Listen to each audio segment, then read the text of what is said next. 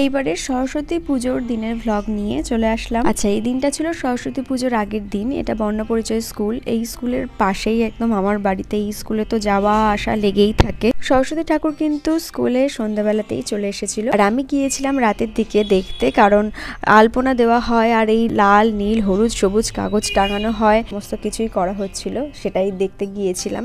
আর এই হচ্ছে আমাদের বর্ণপরিচয় স্কুলের সরস্বতী ঠাকুর। প্রতি বছরই ভীষণ সুন্দর মূর্তি হয়। তারপরে সরস্বতী পুজোর দিন অঞ্জলির আগে মায়ের যে সমস্ত পুজোর নিয়ম কানুন থাকে সেগুলো সেরে নেওয়া হচ্ছিল। স্কুলের পুজো, সরস্বতী পুজো স্কুলে ছাত্রছাত্রী ছাড়া তো অসম্ভব, তাই সরস্বতী পুজোর দিন দেখলাম আস্তে আস্তে সমস্ত ছাত্রছাত্রীরা আসা শুরু করেছে। হলুদ শাড়ি হলুদ পাঞ্জাবিতে তাদের দারুণ লাগছিল।